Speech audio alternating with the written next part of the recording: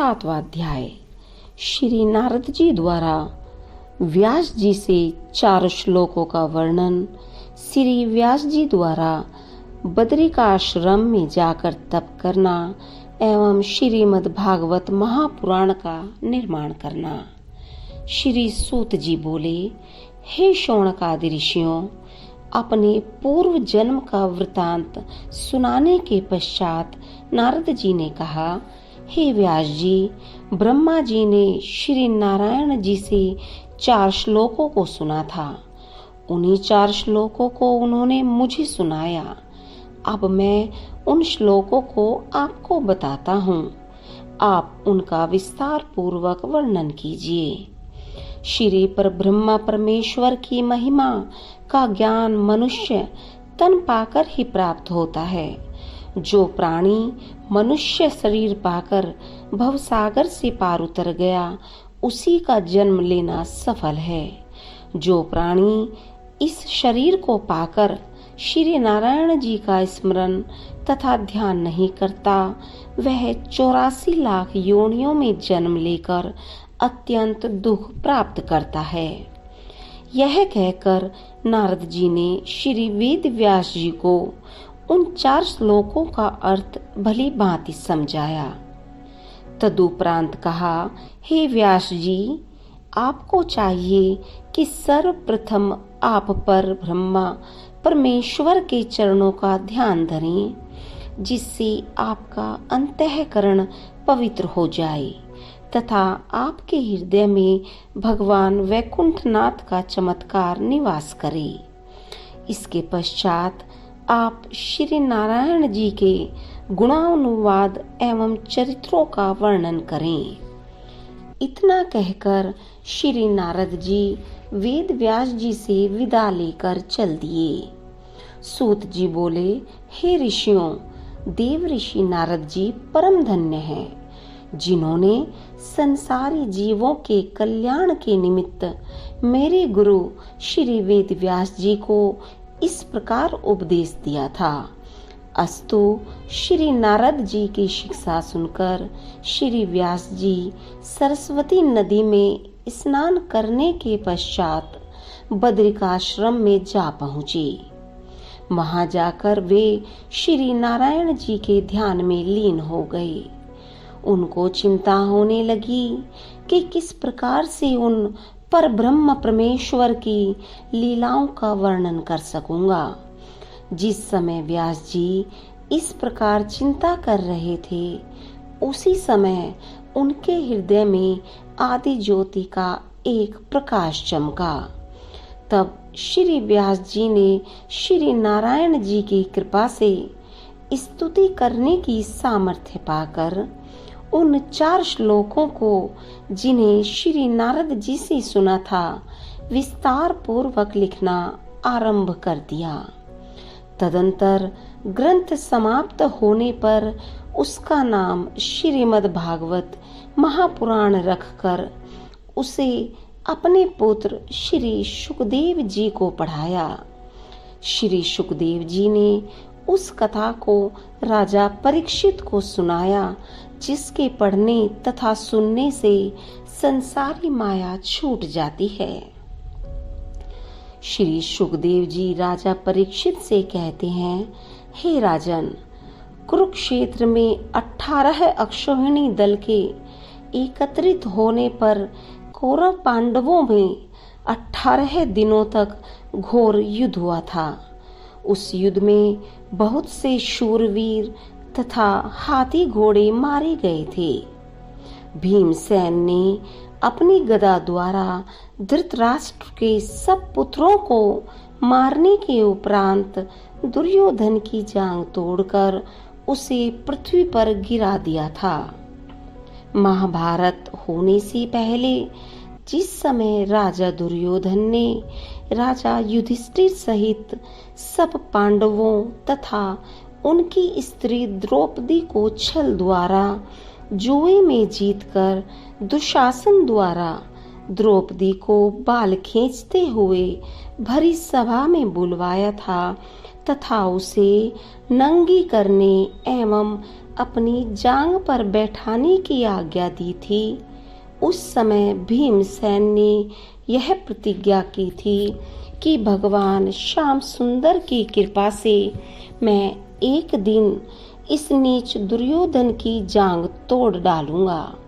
अतः महाभारत के युद्ध में श्री कृष्ण चंद्र की कृपा से भीमसेन ने अपनी प्रतिज्ञा को पूर्ण किया। जिस समय पैर टूट जाने के कारण दुर्योधन घायल होकर रणभूमि में अकेला पड़ा था, उस समय द्रोणाचार्य पुत्र अश्वत्थामा ने उसके पास आकर यह कहा, हे दुर्योधन, हम तुम बचपन में साथ साथ खेले हैं। आज तुम्हें शत्रुओं ने जो यह दिन दिखलाया है, इसे देखकर मेरे हृदय को बड़ी चोट पहुंची है। अब तुम मुझे जो आज्ञा दो वही कार्य मैं शत्रुओं के प्रति करूंगा। यह सुनकर दुर्योधन ने अश्वत्थामा से कहा, हे भाई, मुझे अपनी जांग टूटने का उतना दुख नहीं है जितना कि पांडवों के जीतने तथा राज्य प्राप्त करने का है। फिर तुम्हारे रहते हुए भी मेरे शत्रु पांडव राज्य करें, यह अत्यंत ही शोचनीय है। दुर्योधन की यह बात सुनकर अश्वत्थामा ने कहा, यदि ऐसी ही बात है तो मैं आज रात को सोते हुए पांडवों के मस्तक काटकर तुम्हारे पास लाए देता हूँ। यद्यपि सोते हुए शत्रु को मारना पाप है, फिर भी तुम्हारी प्रसन्नता के लिए मैं ऐसा कार्य करने के लिए प्रस्तुत हूँ। दुर्योधन ने कहा, यदि तुम ऐसा कर सको तो मैं तुम्हारा बहुत आभारी रहूंगा। यह सुनकर अश्वत्थामा पांचों पांडवों के मस्तक काट लाने के लिए चल पड़ा। जिस समय अश्वत्थामा ने पांडवों के मस्तक काटने का विचार किया था, उसी समय अंतर्यामी भगवान श्री कृष्णचंद्र जी ने उसकी मनोभिलाषा जान ली थी। अतः उन्होंने संध्या के समय पांडवों को यह सलाह दी कि तुम लोग आज रात को सरस्वती नदी के किनारे किसी दूसरे डेरे में सो जाओ। पांडवों ने उनकी आज्ञा का पालन किया और वे दूसरे डेरे में जाकर सो गए। इधर अश्वत्थामा ने सबसे पहले कृपाचार्य के पास पहुंचकर इस कार्य के बारे में उनकी सम्मति ली। कृपाचार्य ने उसे इस कार्य को अत्यंत जघन्य बताते हुए ऐसा अधर्म न करने की सलाह दी, परंतु उसने शिवजी के द्वारा प्राप्त वरदान के घमंड में आकर उनका कहना नहीं माना तथा एक प्रहर रात शेष रहने पर कृत्या को साथ ले पांडवों के शिविर में जा पहुंचा।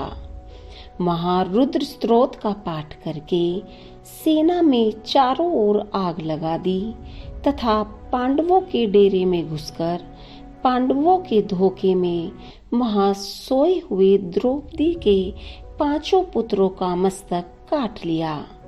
प्रातः काल होने पर वह उन कटे हुए मस्तकों को लेकर राजा दुर्योधन के पास जा पहुंचा तथा उन्हें देते हुए बोला, हे राजन, मैं पांचों पांडवों के मस्तक काट लाया हूँ।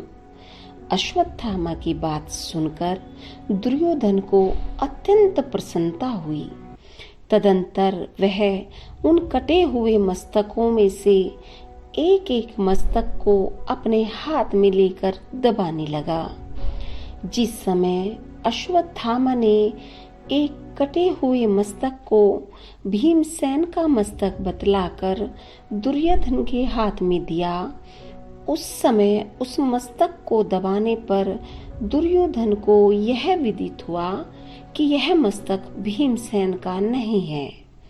अतः उसने अश्वत्थामा से कहा, हे अश्वत्थामा, भीमसेन का मस्तक ऐसा नहीं है जो मेरे दबाने से टूट जाए।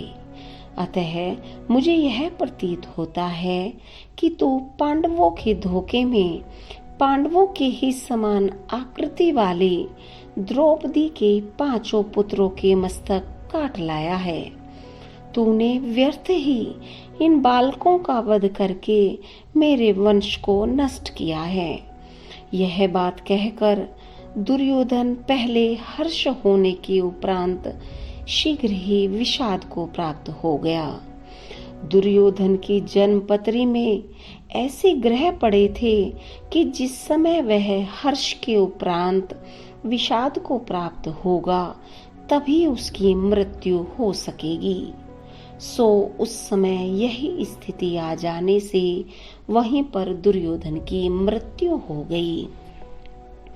सूत जी कहते हैं, हे ऋषियों, दुर्योधन की मृत्यु देखकर अश्वत्थामा अर्जुन तथा श्री कृष्ण चंद्र जी के भय से अपने प्राण लेकर वहां से इस प्रकार भाग खड़ा हुआ जिस प्रकार की भगवान शिव शंकर के भय से भयभीत होकर सूर्य देवता भागे थे। यह कथा विष्णु पुराण में इस प्रकार लिखी है कि एक बार शिवजी ने सुमाली नामक दैत्य की तपस्या पर प्रसन्न होकर उसे एक अत्यंत तेजोमय रथ प्रदान किया था। वह रथ ऐसा वेगवान तथा प्रकाशपूर्ण था कि सूर्य नारायण जिस स्थान पर रात करते थे उसी स्थान पर पहुंचकर सुमाली दैत्य अपने उस रथ के प्रताप से पुनः प्रकाश फैला दिया करता था। सूर्य नारायण ने जब हाल देखा तो अत्यंत क्रोध करके उस दैत्य को मार गिराया। सुमाली भगवान शिव शंकर की शरण में पहुंचकर विलाप करने लगा। शिव जी ने उसे साथ लेकर सूर्य नारायण का पीछा किया। शिव जी को आते देखकर जब सूर्य देवता भयभीत हो भागने लगे उस समय श्री शिव जी ने अपना त्रिशूल मारकर सूर्य का रथ काशी जी में गिरा दिया। तभी से उस स्थान पर लोलार्क तीर्थ प्रकट हुआ।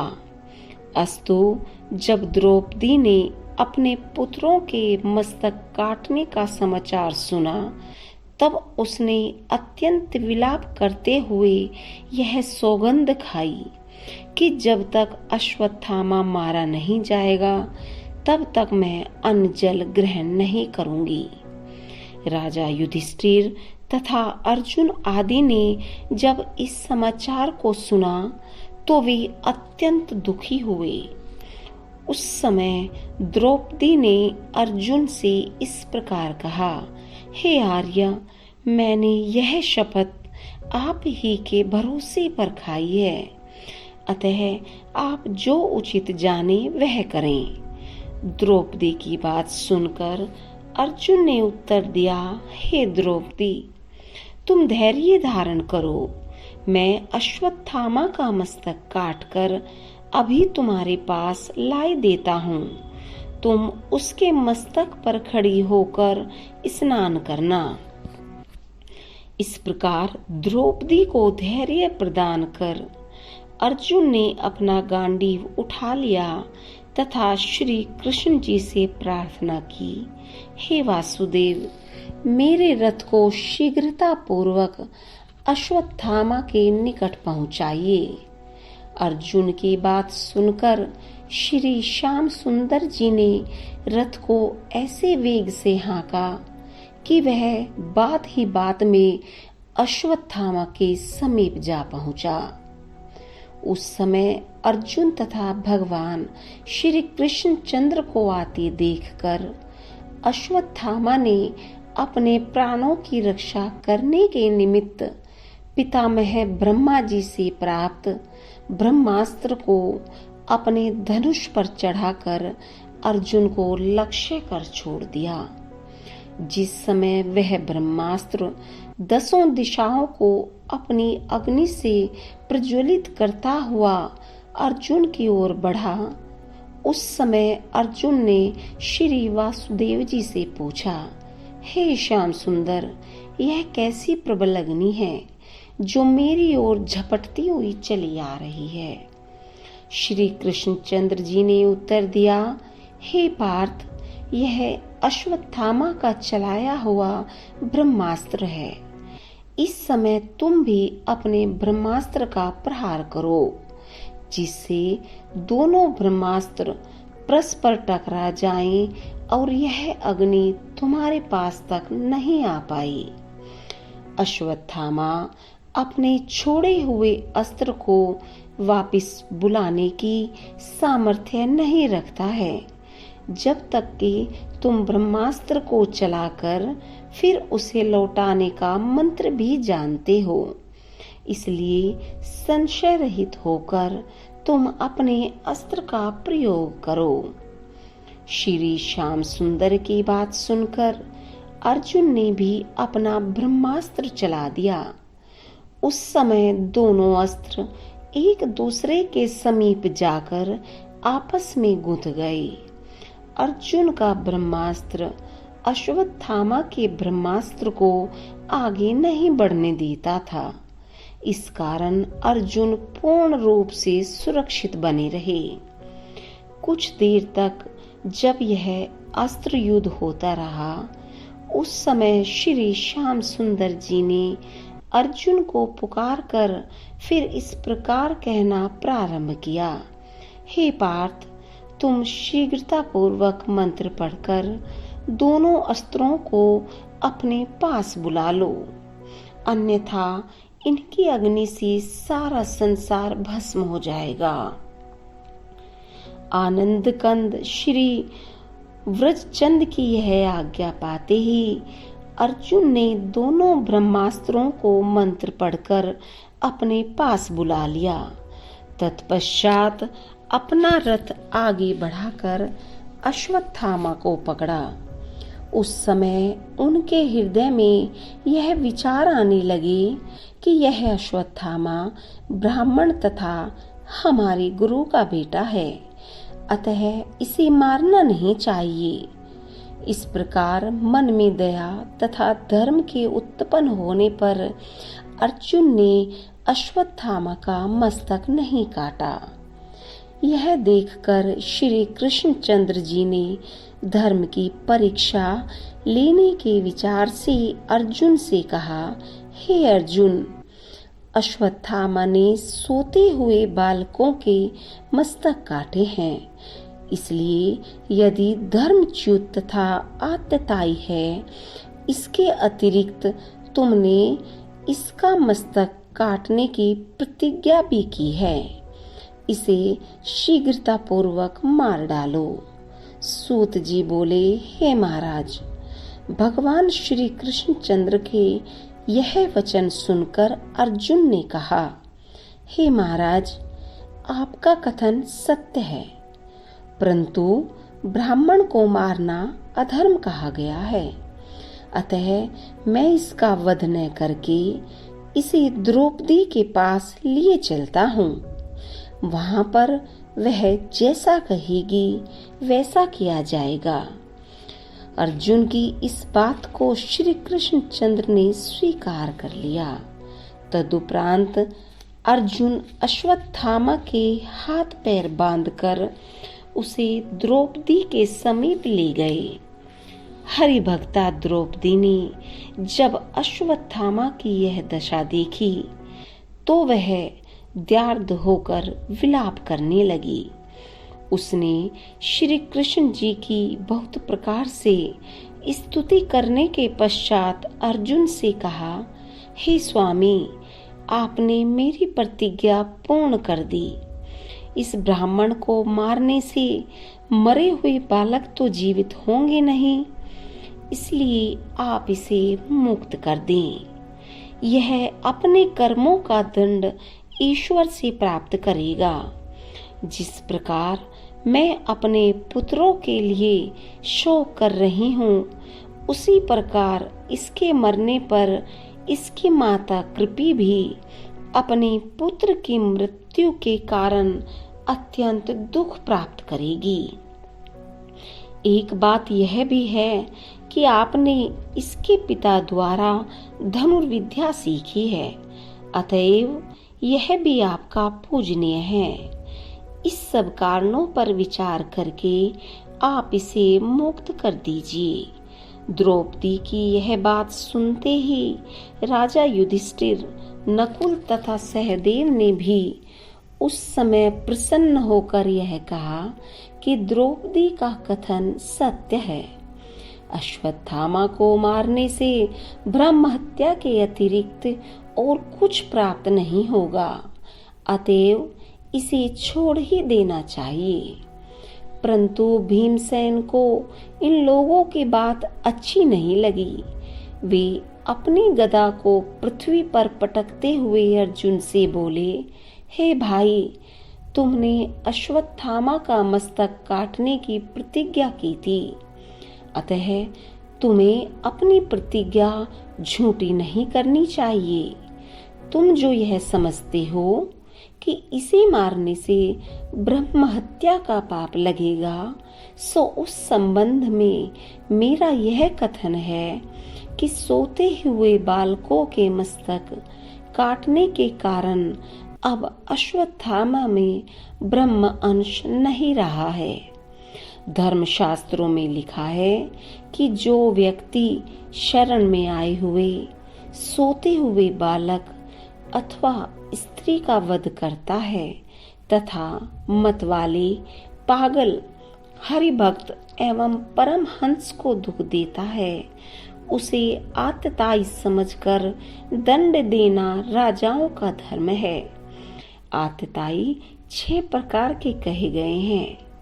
पहला वह जो आग लगाए, दूसरा वह जो विष दे, तीसरा वह जो गुरु की आज्ञा न माने, चौथा वह जो ब्राह्मण होकर अधर्म करे, पांचवा वह जो द्विजाति में जन्म लेकर मदिरा पान करे, तथा छठवा वह जो अन्य प्राणियों को मारकर अपने कुटुंब का पालन करे।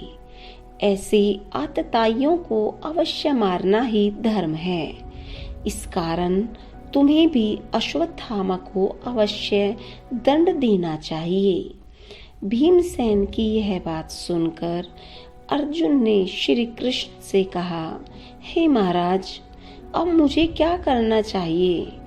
तब श्री कृष्ण जी ने इस प्रकार उत्तर दिया, हे अर्जुन, तुमने जो प्रण किया है उसका तथा भीमसेन के कथन, द्रौपदी के आग्रह, युधिष्ठिर की आज्ञा एवं वेद शास्त्रों के वचन का ध्यान रखते हुए कोई ऐसा उपाय करो जिससे सबको प्रसन्नता भी प्राप्त हो और तुम्हें किसी प्रकार का दोष भी ना लगे। तब श्री कृष्णचंद्र की बात सुनकर अर्जुन ने अपने मन में विचार किया कि मुझे कोई ऐसा कार्य करना चाहिए जिससे अश्वत्थामा जीवित तो रहे परंतु वह मरने से भी अधिक हो जाए। अर्जुन ने उसका मस्तक मुंडवाकर तथा उसे अपनी तलवार की नोक से चीरकर उसके भीतर से वह मणि निकाल ली जो सदैव उसी में रहती थी। ऐसा करने से अश्वत्थामा जीवित रहते हुए भी मृतक के समान हो गया। तदंतर अर्जुन ने उसे अपने नगर की सीमा से बाहर निकाल दिया। इस प्रकार अर्जुन ने अपने बुद्धि कौशल से संपूर्ण मर्यादाओं का पालन बनाए रखा।